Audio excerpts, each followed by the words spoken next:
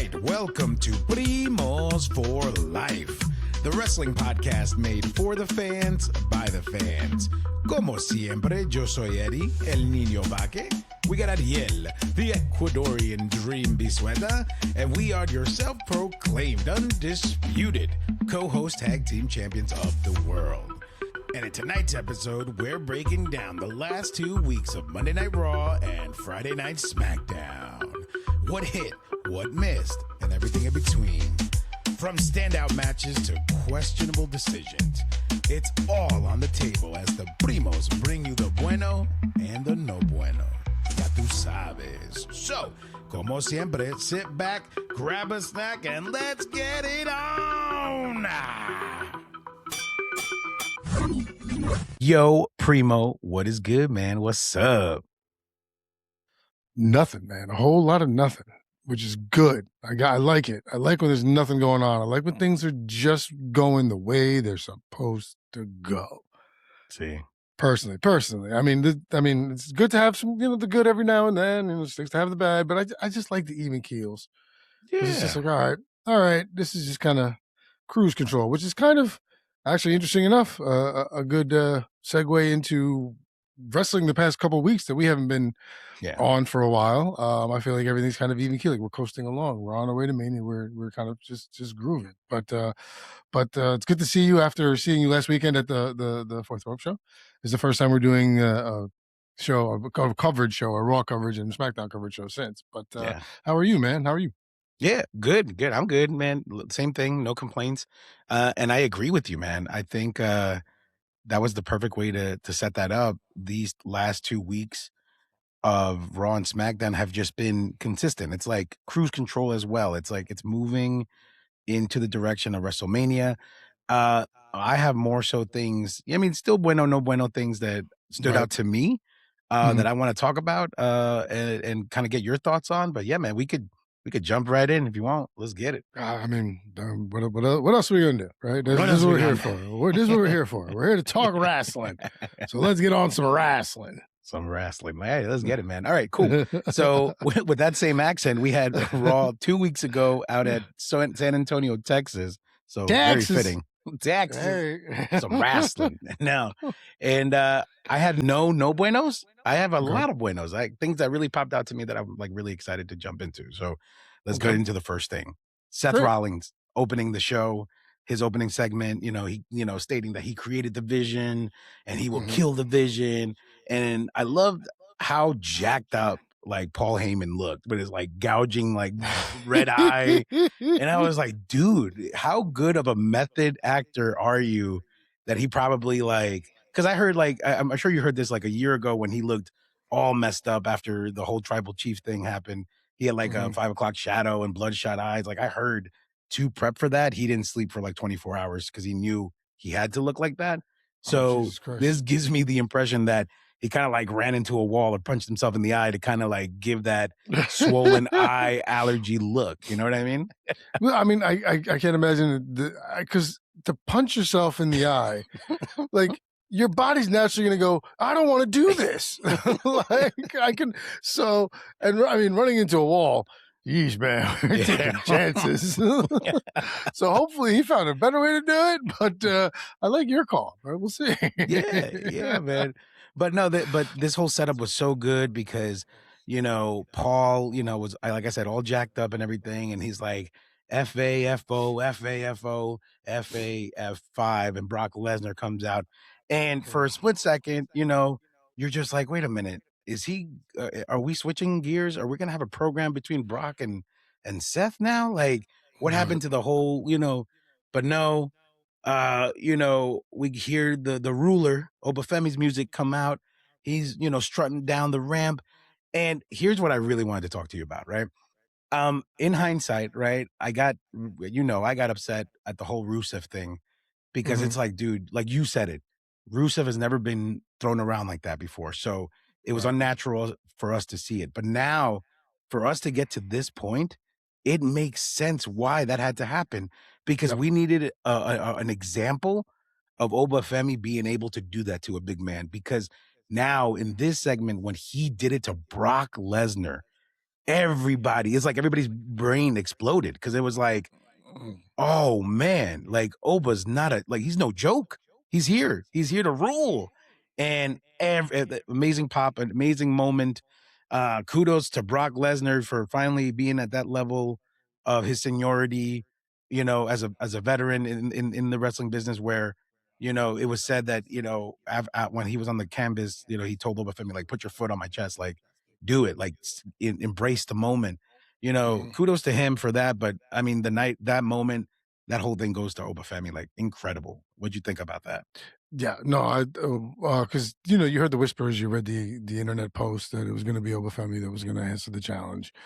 So I feel like it was you knew it was going to happen. Like once Lesnar came out, like to your point, you're like, well, what's going to happen here? And then you heard Obafemi, you're like, oh, okay, this is so we're going to continue with the vision. This was just kind of a way to get Heyman out, and a great marriage to get to do the both rather, because you got Lesnar out at the same time, and then you were able to do Femi.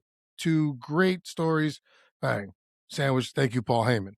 But this is great, and Oba needs to win. Yeah, you cannot have Oba lose. Yeah. This would make absolutely no sense, and I'm getting ahead of myself because there's the next week on Raw. There was another segment with the two, but we're talking about it, so let's just get on it. Oba, you can't have Oba lose. If Obafemi loses at WrestleMania, this whole thing is shot. Yeah. Shot. And I think, to your point, I do not care for Brock Lesnar.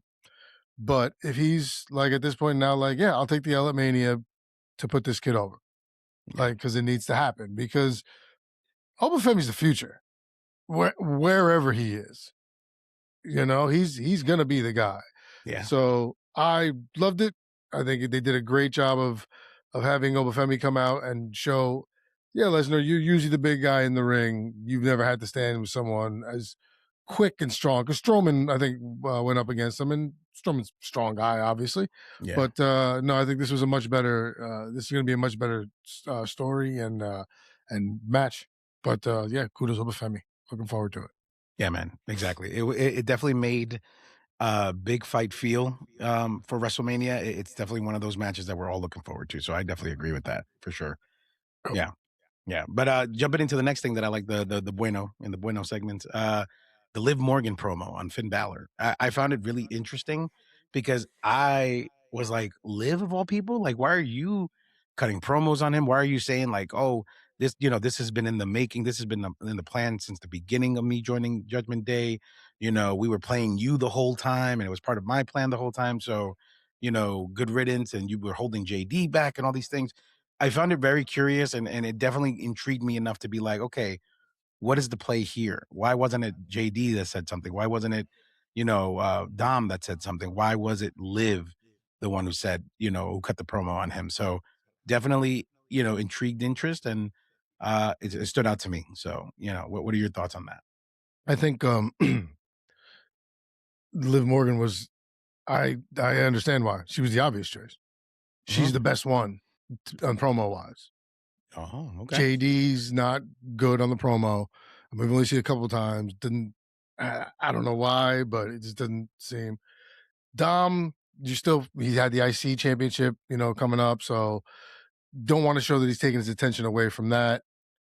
Liv Morgan, kudos to her. The last one she did on Stephanie Vaquer, that was a dope promo. So I think she was the perfect one to do it. Yeah. Like, and then she can also say shit like, this has been the plan the whole time. Like, since I've joined, like, to be like, I've been undermining you. These idiots, these idiot guys don't know how to do it, but I can. Like, yeah. So I thought you had it under your Bueno section, which is, I agree 1,000%, but I understand why it was the one. Yeah. It had to be lived in my eyes. Yeah, no, I appreciate that because you're right. I didn't think of it that way, but you're absolutely right. Everything lines up. And, Dom did have his mind set on the IC championship. So it's like, you can't juggle too many things, so it made sense. I like that. Good call. Good call. All right. Man. And then speaking of IC championship, for me, match of the night, Penta versus Dragon Lee. I mean, those guys, next level, but that's what you expect. I mean, you expect that. I mean, it's Dragon Lee. For me personally, he's taken a little bit more time to kind of impressed me, kind of like an Ivy Nile. It's like he's getting better and better to me. But this match definitely solidified him as a contender to me. Like I believed that, he's somebody that could actually potentially somewhere down the line contend for the IC championship against Penta or someone else. So good job to them. Yeah. I mean, Dragon Lee, they've been trying. They've put him in the LWO, and then Santos left, and then the other two guys, unfortunately, whose name for some reason I'm forgetting now. Once they left, you had to find something to do with them. Bang, you pair him with AJ Styles. Great, you give him the run, you let him learn from AJ for a little while. So I agree with you. I think he's impressed the more he's been in the ring and the more opportunities he's had. So fine on him. But it's Penta. It's Penta. So, it's Penta. You have to, like I said, he's got to go through the Mania with this now. The thing is, you have to now figure out where you're going. So, which we'll get into. Yeah. No, good call. And then, who is Randy talking to? I mean, first of all, what gets me aggravated about this whole thing is like the cross. Randy talking to the cross promotion, right? Like, I don't know if you love the cross promotion. This is your favorite thing. No, dude, it's like for the last 2 weeks, it's like Raw is showing SmackDown recaps and SmackDown is showing Raw recaps, and I'm like, dude, these are not the same shows. Stop it. Like, stop. No, just stop. It's good. It's good that way. This way, you get the best of both worlds, and you get a little bit of a recap in case you weren't really paying attention. I think this is a genius move. It's a good way to get the other show involved, man. Yeah, good on you. Fine, TKO. Yeah. The fact that I have to say, yo, did you see ESPN is getting in on this this deal that WWE's getting sued for something, and now ESPN's jumping in on it. What? I don't know if you saw that. No. We'll talk about it later. I'm sorry to no. Go off track. But I read something that was like something lawsuit against WWE, ESPN joints. Oh no. I don't think they're happy with the numbers, man. Well, what'd you expect, dude? But I mean, oh, anyway. But who is Randy talking to? I mean, yes, who's Randy talking to? Definitely interesting, right? And Michael Cole was supposed to have like a Zoom call type of interview, but he was like, "Hold on, Cole," and then he gets on the phone and he was like, "Yeah, this and that, and okay, I'll talk to you later." And then he's like, I love how Randy's like, "I don't have time for an interview, but." And then he gets into like a little bit like a mini interview, and then he's like, just remember, wrestling has more than one royal family. And I'm just like, what? And then boom, it's just like, okay. But I liked it because it left me like, yeah, Yeah, no, you want to be kept guessing. That's it. That's the fun part. Because a lot of these storylines where you're just like, okay, great. And another fight, you guys are like, no, it's fun when you're left guessing and you're like, ooh, something's going to happen. Like, that's the joy in the ride. So yes, who's Randy talking to? More than one royal family, huh? Yeah. I mean the Ortons. His father and his grandfather.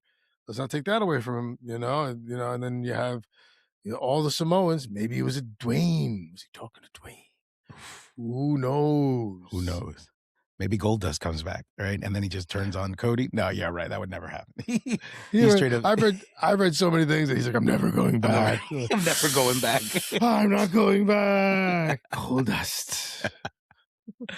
But speaking of freaky weird characters, Danhausen is the next one on my list, because what made this segment for me so funny was the fact that it was with the New Day.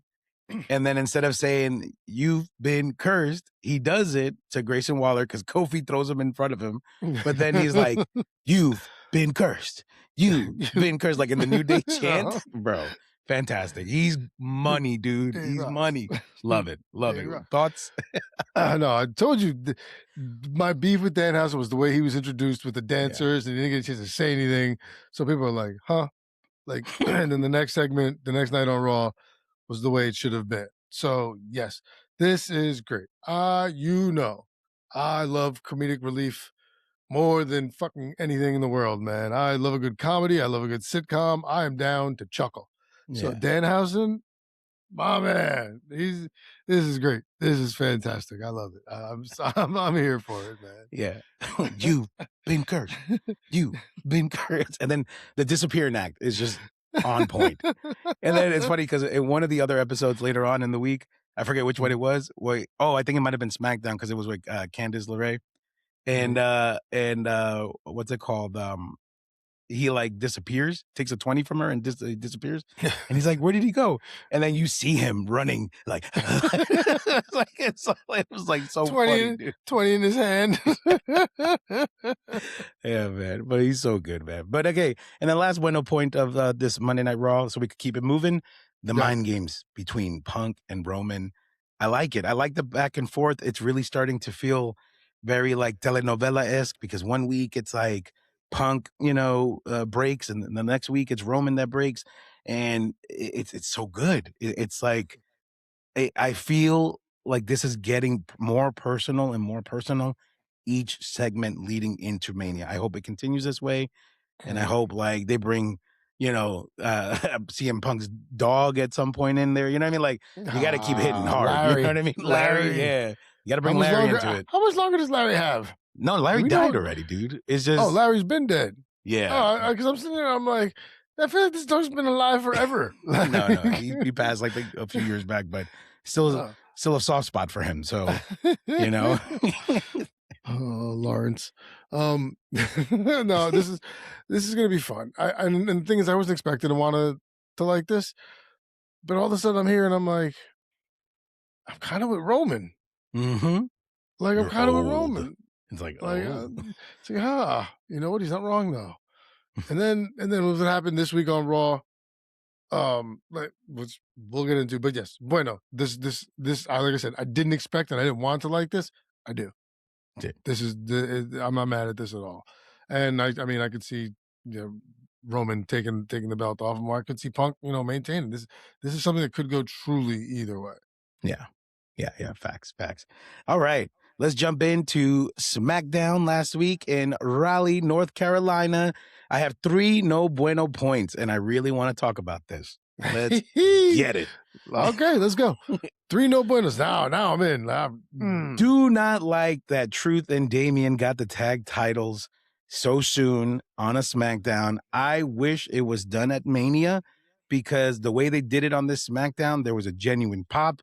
They left Damian in the dark about it, so he was genuinely surprised when it happened.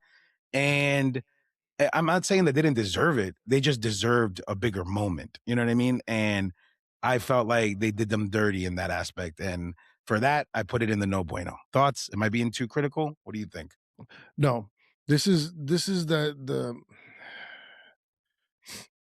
problem once again with them moving the belt so fast and not letting a storyline build. Right. It's my beef with the United States Championship. Oh yes, and we'll get to that too. It's my beef with that. There's no storyline. You send someone out every week, like you're not giving these guys a chance to shine and put them in a feud and have them be on the mic. Give them promo work, but you're not doing anything like that, and I think that takes away from it. So yeah, I love Priest and Truth. Yeah. And this is going to work because they're going to be they're a formidable team. Mm-hmm. Priest is still a beast, former world champion. Priest is a monster, and R-Truth is no slouch. He's getting on in years, but he can still move. So, I mean, they're going to be a good team. I agree with you. Too soon. Yeah. Too soon. Should have been at Mania. Unless you plan on swapping a whole bunch of belts at Mania. This was, I mean, especially you're trying to get eyes on SmackDown still is the problem. Your PLE numbers are your PLE numbers, and Raw's going to be Raw. So I understand them doing something like this, but give it more of a feel. Give it more of a time frame. It's a story, something. I don't know. I agree with you. Didn't like it. So I don't say they did them dirty, but I want to say they didn't maximize on the opportunity there. That's what they didn't do. Yeah, man. Yeah, good. And I'm glad you see it my way, man. But then the next thing on the no buenos list, why Beechin? Why? Amazing promo between Jade and Rhea, but why did you sell out and now join forces with the person that's been beating up on you guys for the last 2 months?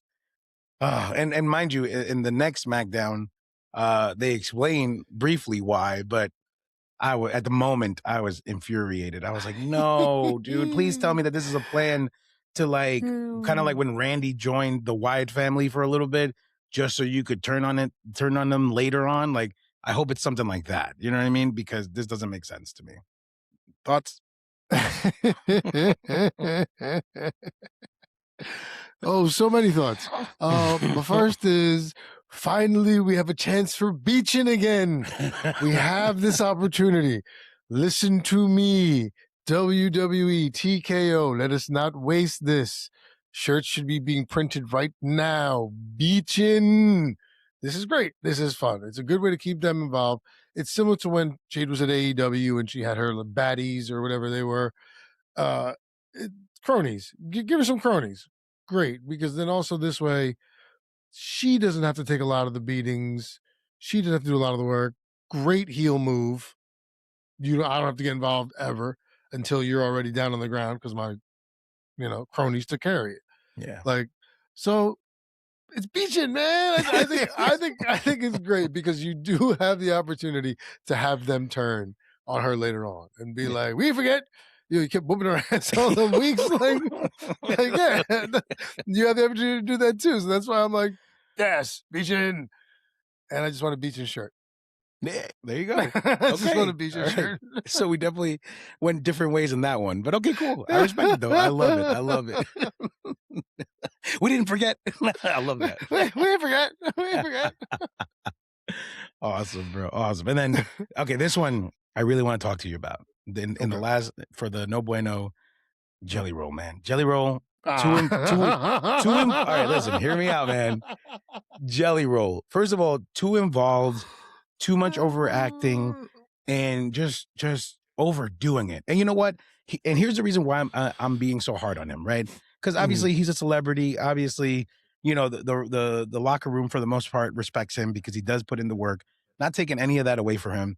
Right. Kudos to his amazing, weight loss journey and, wanting to be better. And I get all that. So, but here's the reason why I'm so hard on him, because I've heard him on like other podcasts. I believe it was like Joe Rogan and I think even Chris Van Vliet or somebody else.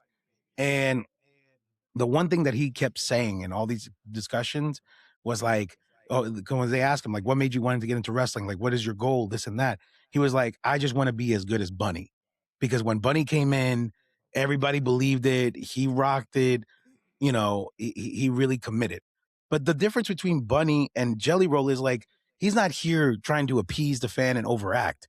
The guy in any backstage segment was like cool, calm, and like, you could tell that he's an outsider, but he's cool by association, right? Because he was rolling around with Damian Priest. I think about the time where like Tozawa got knocked out and he was like, Damian was like, dale boy, take the 24/7 title. And he's like, for real? Boom. Jumps in, becomes 24/7 champion. Ha ha ha. Amazing matches at Mania. Amazing match at Backlash. But the thing about Bunny is like in ring work, you believe that he's an outsider who's been training, who is trying to give it his all. He's not there trying to appease the fans, like put one finger up, get the crowd going. Like he didn't do none of that, and in his two matches or interactions with Kit Wilson on this SmackDown and the next SmackDown, because they have an official match later on, there was too much of that, too much overselling. You turn your back to Kit Wilson like 3 flipping times. Like, I'm sorry, if you had not been in a fight before, why would you turn your back on the enemy, on your, so there were just a lot of things that I'm like, dude, if you want to be as good as Bunny, then do as much as Bunny, which is don't oversell, just commit, and that's it. But maybe it's me. Thoughts? I definitely noticed the overacting. Oh, really? Definitely noticed the overacting. I'm like, oh, okay, this is way too like. It takes you out. It takes you out of the moment. Yeah, it is, because to your point, Bunny wasn't never really overacting. Bunny was. It didn't feel like he was, he to your point, your credit, he took everything cool, he was just kind of calm, collected, and it felt kind of natural to him, where, you're looking at Jelly Roll like he's looking for the pop. Yeah. Like Bunny was like, I'm just going to have a dope match. And we'll go from there. Because what was Jelly Roll really doing? Like nothing. He's too involved with everybody, with Cody, with Randy, with Cardona. All of a sudden, he's best friends with everybody. Nah, bro, I'm sorry. It's my fault. I told them to apologize. And I'm just like, shut up, Jelly. Shut up, Jelly. They're giving him screen time. Listen, because they're giving as much screen time as they possibly can because they can get those fans who don't watch who listen to Jelly Roll and don't watch wrestling. Okay, now here's my thing. If you listen to Jelly Roll, in my mind, you kind of automatically watch wrestling, not vice versa. But if you listen to Jelly Roll, I feel like you're in on wrestling anyway. So it's not like you're bringing new eyes. No, I'm kidding. I'm totally kidding. No, it's a lot of in your face because we want to pump the celebrity and stuff like that. But yeah, this is getting old fast. Yes. Like, I hope he gets his whatever match he's involved in Mania. I hope he gets beat bad. Like, give me the sympathy so I could build up again and be like, oh, okay, maybe a comeback at SummerSlam might be good. Pobrecito Jelly Roll. Pobrecito. But yeah, man. But for the two buenos, right? I love the chaos between Drew Mack and Jacob Fatu, man. That entire episode. The funniest thing that I saw online was remember in Family Guy when Peter always fights the chicken, like out of nowhere, it just like the chicken just right jumps him. Yeah.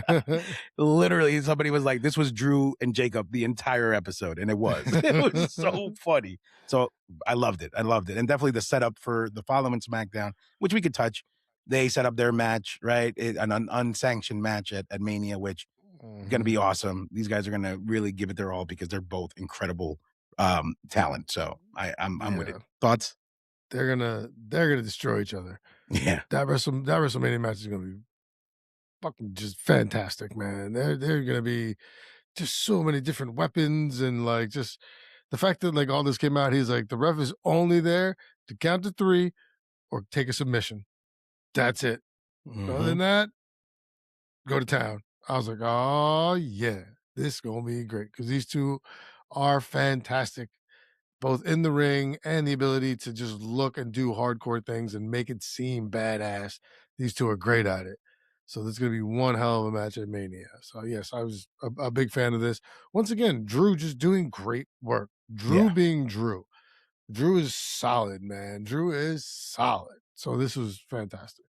Yeah, bro. Really good. Really good. And then speaking of fantastic, this back and forth journey that Randy's on. Because one minute he wants to be nice and he's like, Jelly, you're right. Like, oh, I don't know who I am anymore, but it's the voices.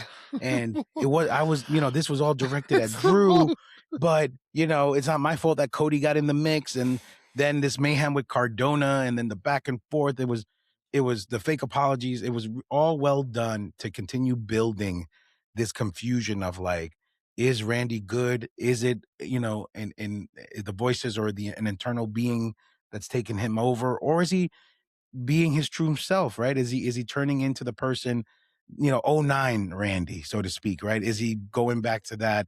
What are we doing? But I want to keep watching SmackDown solely to see what Randy does next because he's crushing it. Thoughts? Yeah. I wondered where we were going when he won to lock himself into Mania. Yeah. And this is awesome to your point. But once again, it's peak heel Randy. It's what you want. And it's and the mental struggle they're doing this with like the Bailey thing again. I don't want them to go down that road. Just be, you know what? No, I'm just Randy Orton where I'm looking out for me. I don't care. I'm not trusting nobody. I'm not getting involved with nobody. Like I'm here to look out for me and that's it. And they're bringing that back. And I love it. It's great. Or they need to because that's peak Randy Orton. And this is great. The setup for Mania is going to be a lot bit more of a draw than I thought it was going to be. Once again, a match I didn't think I was going to be in for Cody Randy, even though I'm a huge Randy Orton guy. This is just reminding me why I get sucked into Randy Orton and why I'm just like, yes, let's go, Randy. Let's go, Randy. Yeah, man. But moving on. Let's jump into this week's Monday Night Raw. Straight out of Boston, right? Because this coming Raw will be in Madison Square Garden, which is pretty awesome. A lot of setup here from this episode. Shout out to my buddy Tommy White, who's going to the show at the Garden. He said he was gonna go. He hit me up on Instagram. Said he was a listener, and I said, "Oh, great." I said, "If you reach out," I said, "If you ever want chat with me or chat with us, come on, do anything like that." And then he was like, "I'm going to the Raw at the Garden." So shout out Tommy. Enjoy, man. Have fun. Thank you, Tommy, for being a listener. We appreciate you, bro. Primos for life. Yeah. But let's jump right in. I mean, we already talked about the Paul Heyman thing, so we could keep it moving. One of the things that I put on the Bueno list, I like the bilingual promo that Dom cut on Penta because it was their match for the IC championship. Really comfortable, really welcoming. Actually, I think, because I watch Triple A now because of Taker and how well he's doing there, you see a lot of that there as well. So it's almost like they're doing like practice runs on certain things that work on AAA. And they're like, yeah, this got over so well, we should probably bring it back to, the main shows, which is probably why we get like Stephanie Becerra bilingual promos, Americano Grant promos, Penta bilingual promos. So, yeah, man, I enjoyed every bit of that. I think he is a superstar, and I really think Dom, the sky's the limit for him, man. He's incredible. I like it. Is he gonna be the best Mysterio? He already is. I mean, there's no debate. Yeah, bro. Yeah, man. He already accomplished something his father never could, bro, and to be the Triple A mega champion, my guy. That's it. He's the king of the luchadors. Done deal.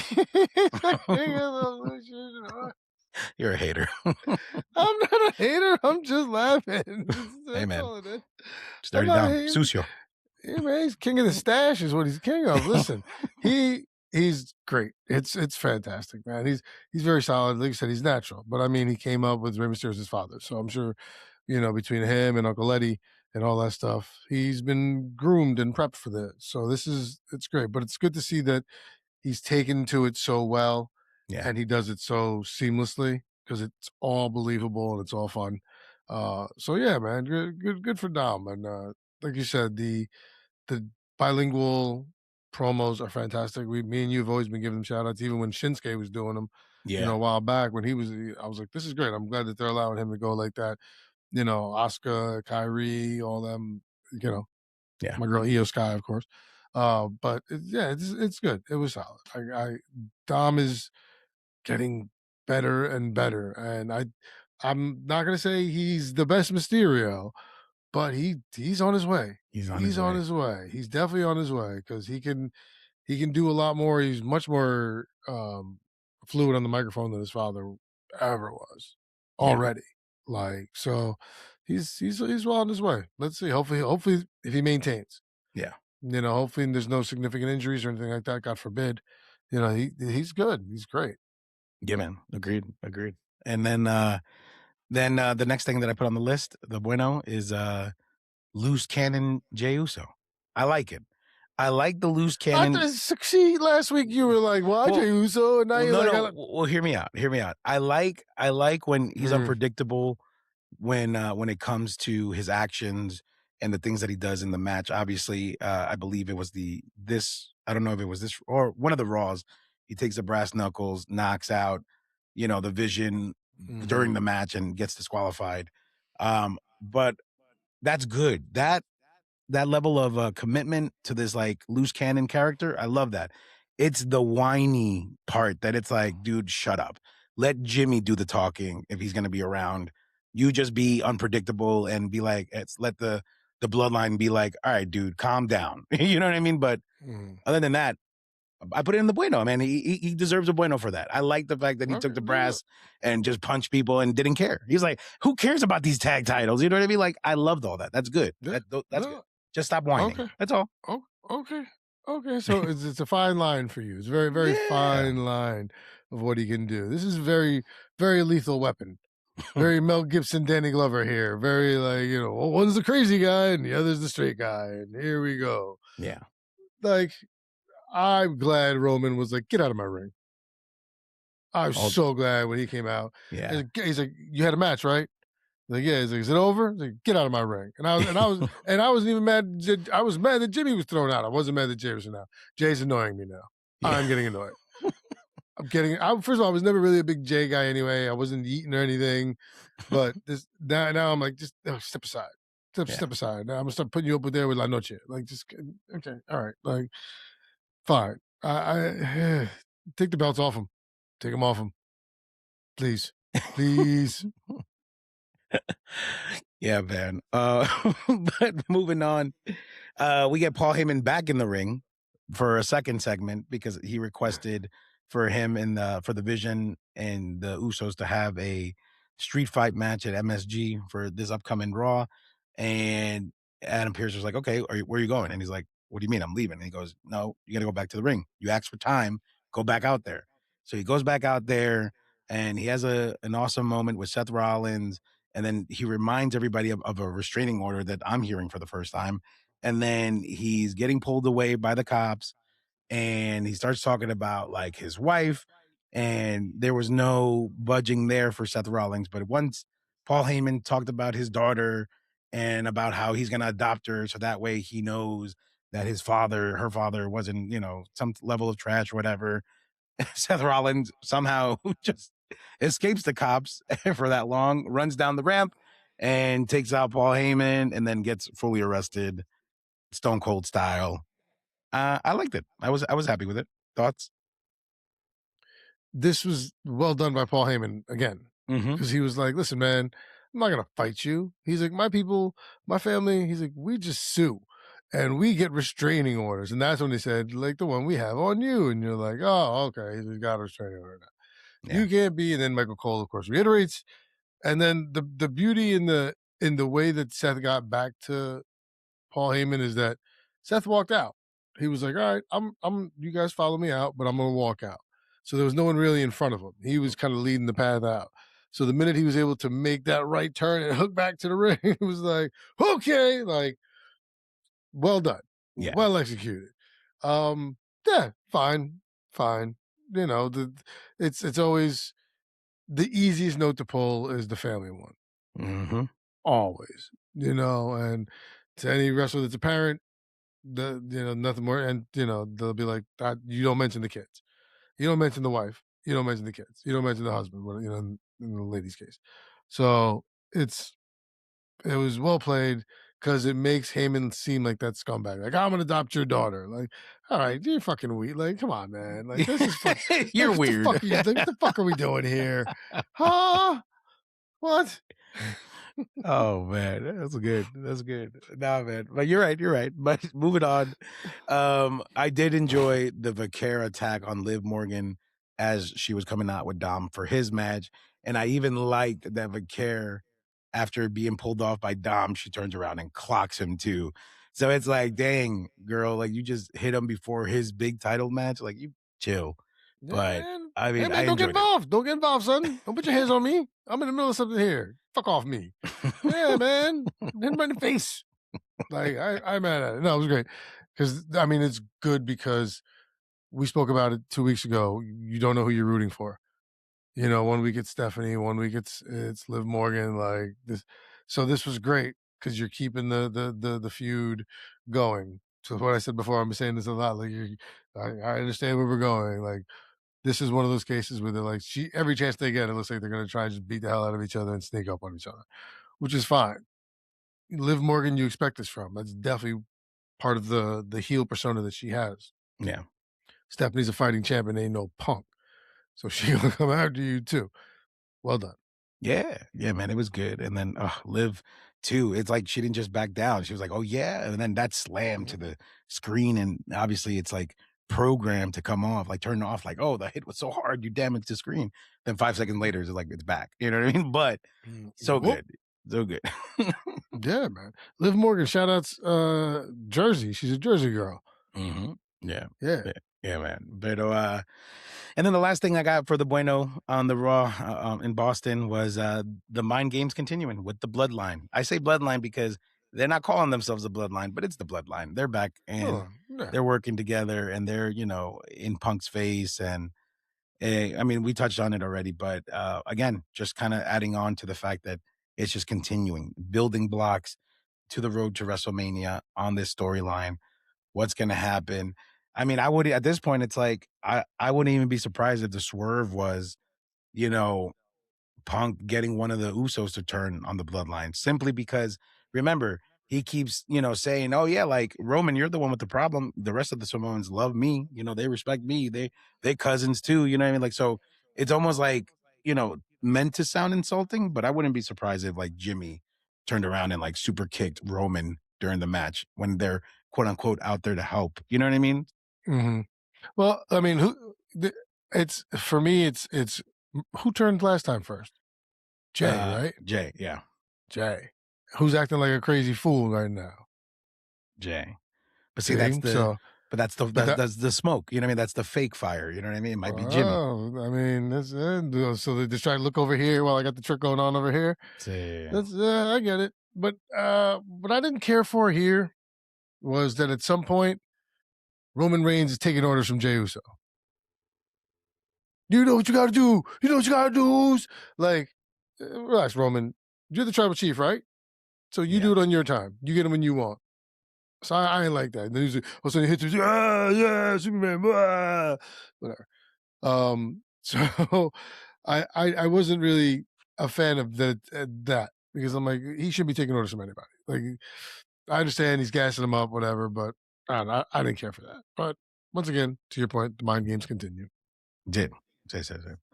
And then now we jump into SmackDown coming out of Pittsburgh. I got more no bueno than bueno, so let's jump into the no bueno so we can end on a good note, like you always say. Rough opening match with the Bellas and Charlotte and Bliss. God. The best. I was watching it with some friends, and the one thing that they said, and mind you, they're not like, super duper wrestling fans like us. One thing, and I like the way they said it, he was like, you know what? This match is not fluid. And I was like, you're right. There were too many moments in that match where it looked like they were trying too hard or somebody missed the cue by an inch and it kept happening and happening that it didn't look fluid enough. I mean, there's a difference between moving as one. There's a difference between looking too choreographed, and there's a difference between missing your mark. And overall, they were just not fluid, and it took me out of the match. What'd you think? Very choppy. Yeah. Very choppy. Like, to your point, missed spots, bad timing, crowd was never into it. Like, I remember when Brie specifically was like, Brie mode, and like nobody clapped. Crickets. Nobody clapped. I was like, ooh. Yeah. Like, I'm glad you caught that. Me too. This rough, bro. This is so rough. Like, because usually she get like, yeah, like, it'd be like 15 people. Nobody knew. The crickets were even silent. Even they were like, nah. I'm good. Like, yeah, it was rough. Yeah, it was. That was. This is once again the case of, all right, you bring them back. Let's toss them in the match. Use it for what we can use them and get rid of them. They're not going to hold it. If they were to get the belt somehow, then it's not going to be a long reign. Yeah. Yeah, man. Agreed. And then circling back to this week's Beachin mode. First of all, they were getting booed. So obviously the turn worked because that means they're hot heels right now. Yeah. So much so that they didn't let B-Fab talk. But I hate the reasoning. And this is why I put it in the no bueno, because it's like, oh, y'all surprised? It's like, Jade got the gold. Jade got the power. So we'd be stupid not to join her, because once we align ourselves with her, then we'll get the power and da-da-da-da. And in my head, I was like, bro, she was embarrassing you guys for the last 2 months. Like, what is this? Like the prom princess that, got a couple of nerds to like do her homework. Like, no, dude, again, didn't like the reasoning, but it's working. It's working like from a television and scripted standpoint. It's working because they got booed really bad. It's logistically sound, man. What are you talking about? I know. Yeah, man. You're gonna run with the champ. You got a chance to run with the champ. You're gonna run with the champ. I don't give a shit if you just whoop my ass or not. Because to your point, later on they could turn. Once again, we ain't forget. And this could be this, which is why I said to you before, that's a great call on your part that they can actually lap and do that. It's a very common story that they can also sell as being like, oh, that's just what we said when they do decide to turn. But not bad. Yeah, I do hope that that's the payoff. And then the next thing we got, back to Jelly Roll, because more Jelly Roll and Kit Wilson. Do we have to do this again? Do we have to talk about both these guys again? Well, no. So here's the thing. Here's the thing about why it's no bueno. It became no bueno because of Jelly Roll. But the good thing that came out of this, though, was, remember, Danhausen cursed him, cursed Kit Wilson. So at the end of their match, Jelly gets the pin, and I was infuriated with that. But then you also have to remember, well, he got cursed. You know what I mean? So that's why Kit got the loss. because it just didn't make sense. First of all, kudos to Kit Wilson for making Jelly look amazing in that match. He was selling for this guy like a vacuum cleaner salesperson, going door to door, bro. He was incredible. But again, Jelly just watered all that down with the overacting and the overthing, right. But we already spoke about that. But it went into the no bueno because Jelly got the win, and I didn't like that. So once again, they're paying off the celebrity. But what I noticed is Kit Wilson has a lot of saliva. Oh yeah! Did you see how it came in and out of his mouth and then back? What the fuck is going on here? What's happening, bro? The guy, the person that I was watching it with, his name is Evan. Shout out to Evan. He was like, "That was actually flipping gross." He was just like, "That was gross, dude." A lot of saliva. The camera guy's got to do better. every time he's getting chopped, it's flying all over the joint. It's there, it vanishes, it sucks it back in. You're like, yeah, no, man. So that's what I noticed. Toxic masculinity, my behind. But yeah, pay off for Jelly Roll because he's the celebrity and can't have him take too many L's. But once again, the overacting is unnecessary. Yeah. Now, this last no bueno is the piece that I know you want to talk about and how dirty they did Melo. I don't even want to talk about it. Bro, I don't even want to talk about it. So let me get it out. Serious. Bro. So first of all, the setup to this whole thing really aggravated me, right? Because you got Nick Aldis coming up to Trick. It's giving him good news. You know, you're so hot right now. The people love you. We're going to give you a spot for WrestleMania. We just got to figure out the rest. And, he was like, yeah, man, this and that. And then Sammy's like, well, what about me? Da-da-da-da. And Sammy's like, I'm sorry. We don't have a spot for you. Unless something changes, this isn't going to happen for you. And then I love how Trick was like, yeah, Sammy, catering's that way, dude. Like, keep it walking. And then Sammy takes a cheap shot at Trick. And I was like, dude, you're lame. Don't like you anymore. Whatever. Right. But then Melo does his open challenge stuff and Sammy is the opponent. And we could sit here and blame Trick Williams for costing Melo the match and Sammy getting the win. But in the bigger picture of things, they did Carmelo so dirty on this aspect. Because first of all, the U.S. title has not been defended at WrestleMania since 39, when it was Cena versus Austin Theory. So you didn't give a crap about this title for the last 3 WrestleManias.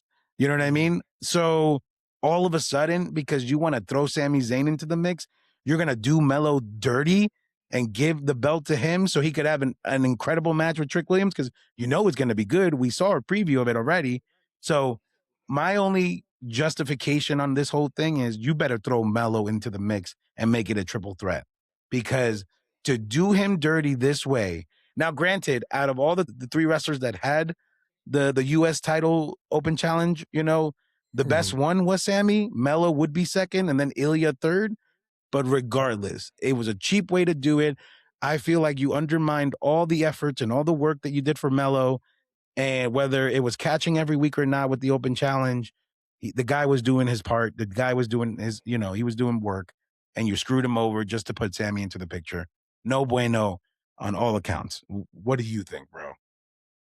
I'm furious. Yeah. This was so bad on so many levels. To me, there is no justification for this. You can try to sell it to me any way you want. There is no justification for taking the belt off of Melo the way you did and have Sami Zayn, of all people, because you've been trying to find something to do with him, but you can't put him in the main event picture because he's not a main event guy. Let's be realistic. Sorry, not the case. He's a good when he's going for the belt. He stinks when he has the belt. We've covered this many times. I understand Trick Williams, and I think you could have had Trick Williams versus Melo at Mania, and it would have been amazing. They had a great match when it was for the did they fight twice for the NXT Championship? Or once? They fought twice, right? Yeah. The solid matches, like great matches. Like these two can put it on. I don't know why you had to involve Sami Zayn here. Yeah. I have no idea. It makes no sense. And to just pull it off of him like this, is just, to your point, just such a slap in the face. Yeah. Like, just incredibly. Like, you can have a way where Trick maybe cost Sammy the match. And to your point, now you have a three-way dance. But Melo retained, and Melo still got the belt. Because you put it on him just to rip it off him right before Mania? That's bad booking. It's bad booking all the way around. It's not like it undermines the work that they did the previous months for sure. It's just terrible. It's terrible. I was so disgusted with this. Like, yeah, man. Yeah. And then to end on a good note for this episode, though, even though there was only two things that stood out to me that were bueno, hysterical R-Truth segment in the back with, them winning the tag titles, and they're like, Judgment Day is back. He's like talking to the contractor because they're going to build a new clubhouse. And like, dude, we're not in Judgment Day anymore. And then Jelly Roll, again, being nosy, comes in, congratulates them, and see, it's like, look, it's Dom. He just looks different because he doesn't have the mustache. And then Rhea comes to congratulate, and it's like, yeah, Judgment Day is back, baby. And it's just like such a hysterical, but we say time and time again, R-Truth is just money. He's gold. Keep it going. I was so happy with it. No complaints except for Jelly Roll. Yes. On all points, yes. Truth is gold. All right, Jelly Roll, kick rocks. We're good. And I mean, Priest is the straight man is awesome. Love the Rhea Ripley entrance there. Like, yeah, they were back. We're back. Like, it was great. That was absolutely hysterical, man. This is why you understand why you wanted to put the belts on them. But once again, you could have taken your time a little bit better. Yeah, man. But this segment was great. Yeah, for sure. And then the last bueno point, the continuation of the Randy Cardona segment, and Randy being selfish and putting Randy first, and having these great matches and all these things. But then ultimately, because he did have a great match with Cardona, even with the brace on his arm and everything like that. And then you get Cody at the end coming out, saving the day, getting his lick back, which I was okay with because we're building this. So in the interest of building this story and continuing the episodic saga between Randy Orton and Cody Rhodes leading up to WrestleMania made sense. It was appropriate. Now we know to expect something just as awesome next SmackDown. But other than that, good way to end the show. I was happy with it. Very good. Thoughts? Yeah. I mean, you said it. Great way to end the show. You had to end it like this. This is the main event. This is what's happening. It's Randy being Randy and Codith playing Captain Save-A-Ho. It's great. It's fantastic. This was good. It was exactly what you wanted to end it off. Be like, okay, to your point, we're getting the story. Yeah. We're cruising along. So yeah.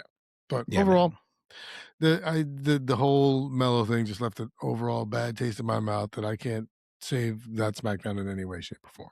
Facts, yeah. And then on that note, grades all around, honestly, and not in a bad way. I want to preface this by saying that it was cruise control episodes. You know what I mean? And that's why I'm kind of glad you just bundled these episodes together, because at the end of the day, it was cruise control.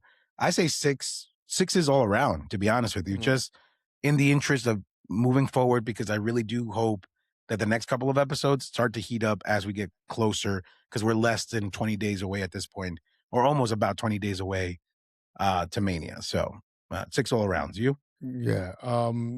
You literally took the words out of my mouth. Hey. They're at a place where these 5 and 4 weeks out, you're set for Mania, but you're not too ramped up yet. Now that we're getting there, I think you're going to see the storyline start to take off a little bit more heat, more stuff like that, better episodes, things along those lines. Like I said, the week 5 and 4 beforehand, tough, because you have the preface, you have the storyline there, but you don't want to, put too much in for the payoff because it's still 5 weeks out. Yeah. So I'm going to go Raw, like 6s, SmackDown 6, Raw 6, SmackDown 2. Because of Carmelo Hayes. Dang. Bueno, primo, on that note, let's go ahead and take this opportunity. Lucky I couldn't give you one. Okay. Let's go ahead and take this opportunity to go ahead and thank all of our primos and primas and our listeners out there. Thank you so much for the love and the support and the reposting and the reaching out. It's been fantastic. We see the numbers growing on the Instagram and on YouTube, and slowly but surely we keep increasing as every day goes. So we love you and thank you for that. But if you need to find us or check us out by any means necessary, you go to where, Primo? Where they got to go? primosforlife.com. It is a wonderful website that will tell you everything about where we are. All your platforms, all your websites, whatever you want, whatever you do, you go to said site and you smash the follow, the like, the share, the heart, the notifications, whatever it is that shows you that you want to be there or that you are following us and you want to be there, please click it. Please, we need it. We need it. It's a great ride that we're on. It's always better when you're with us. You know, we always say that. The numbers are getting better and better every week. Eddie's constantly sending me pictures and updates of how many listeners we have and followers and new things like that. It's great. Once again, please feel free to reach out to us if there's a question you want answered or, you know, an opinion you want, or you have an idea for something, or you want to come on and talk, please let us know. Reach out to us. You know, I mean, a lot of you have our phone numbers, you know, and we're easy to get on primoslife.com, Instagram, all the social media sites. We're currently working still on Facebook, but we'll be there soon. But yeah, please and thank you. You know, we can't thank you guys enough. You know, we're lucky to still be doing this a year and change in. You know, we never thought we'd be even here doing this a year and change later, and that to have the following and some of the guests that we've had. And thank you to all our guests who've been with us. So once again, we love you guys. Couldn't do it without you. Muchísimas gracias. Thank you very, very much. We will see you when we see you. Yeah, we will see you when we see you. Take care, everybody. Good night.